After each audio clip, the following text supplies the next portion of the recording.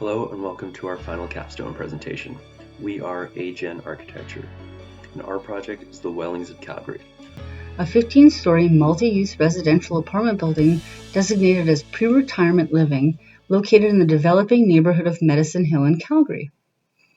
From the beginning, our approach was quite different from the rest of the groups that you will see today. Coming into this semester, we as a group recognized that in a workplace, as technologists, we would more likely be working with an initial design created by an architect, especially with a project of this scale. With insight from our instructors, we decided a more real-life approach would be to start from an existing set of development drawings from an architecture office, taking these earlier stage documents and carrying them out to contract documents. Instead of designing ourselves, our goal would be upholding the design intent set forth by the original architect. This approach to the Capstone project meant we could have a more technical focus, prioritizing systems and code implementation, and really understanding the software we were using. We connected with Rod Rowbotham, the principal architect from OneSpace Architecture, and he graciously shared their development permits stage drawings for the Wellings project, and this became our starting point.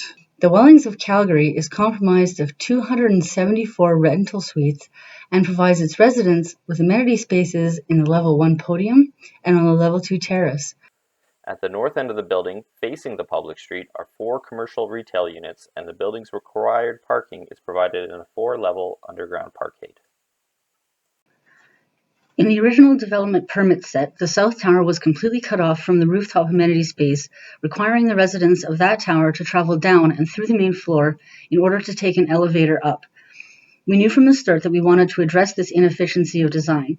We came up with several design options, but in the end, we chose the simplest route and connected the tower's individual terraces with an accessibility ramp that could be used by all the residents, including those with lesser mobility.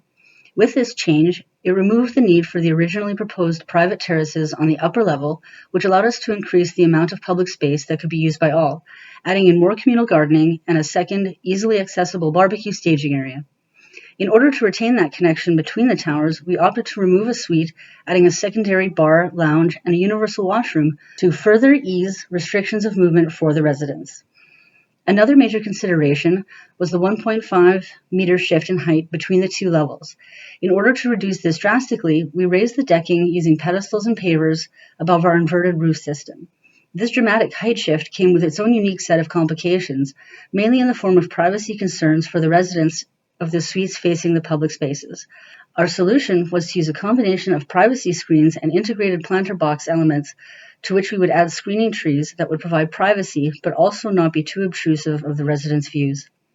As with many things, we found that as we constructed our solutions to these inefficiencies, we created our own separate challenges.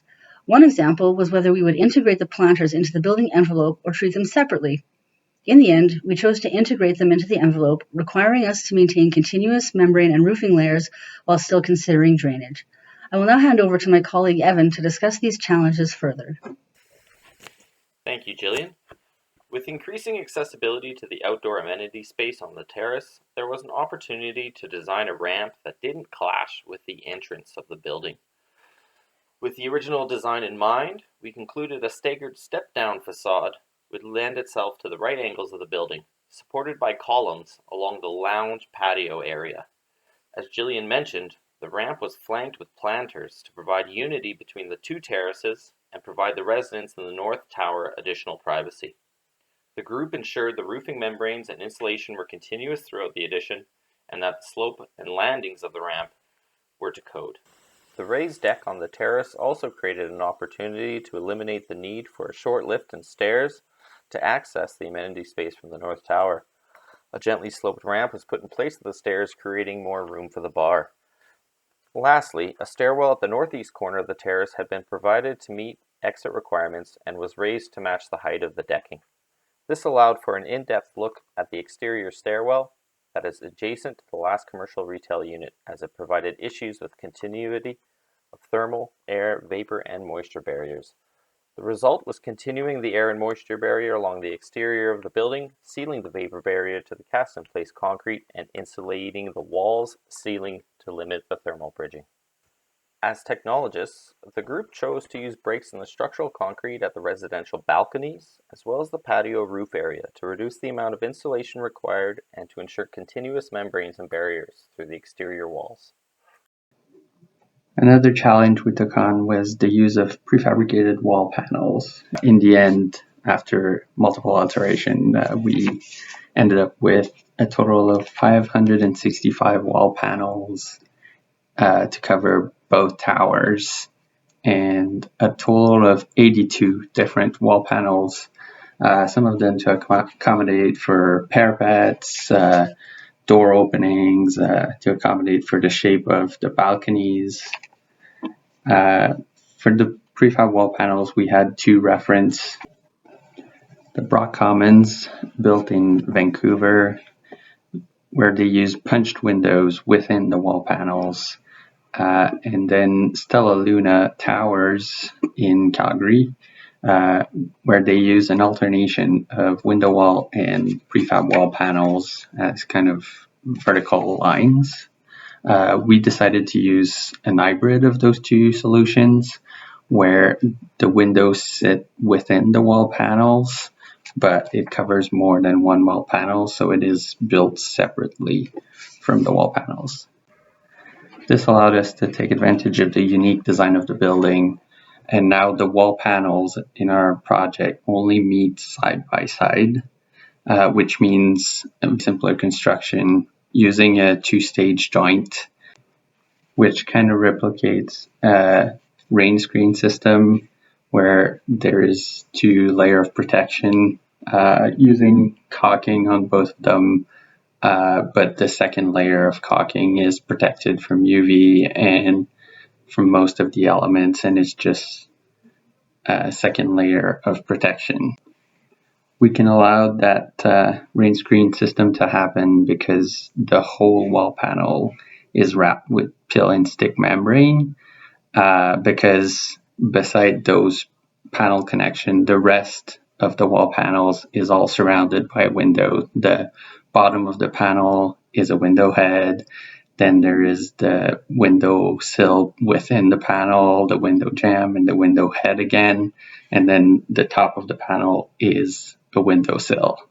And then on the side, it either meets with panels or with windows. To make the modular panel system work on the envelope of the building, we had to make some slight alterations to the shape of the perimeter.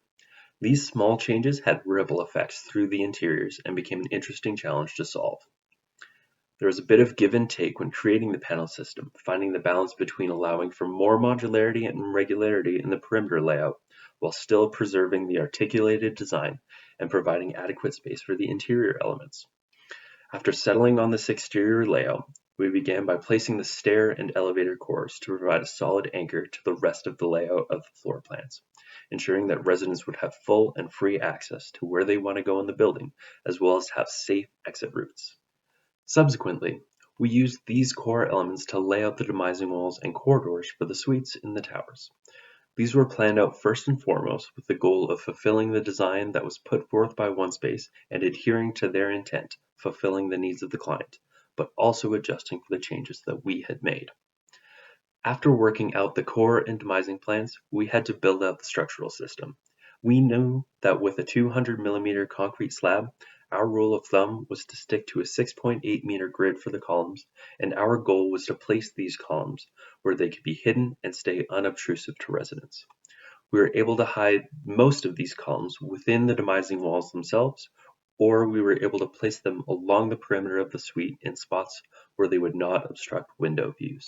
Throughout this whole process, there were continual adjustments made to each of these elements, the envelope, the cores, the demising layouts, and the structure, to ensure we were meeting code and structural requirements while creating great livable spaces for residents and maximizing the rentable space of the apartment suites and therefore future revenue for the client. In the final product, we were able to provide fully functional suite layouts that stayed within 2% of the suite size presented in the development set, providing 274 total apartments ranging between 450 and 920 square feet, leaving each floor on average with an efficiency of nearly 85% of rentable space. This project was truly an incredible experience that we are grateful for, and we would suggest future students choose this approach for their capstone project, as it gave us a more real-world experience as a technologist. Contrary to what we had expected, adhering to someone else's design was a greater task than creating an original design ourselves.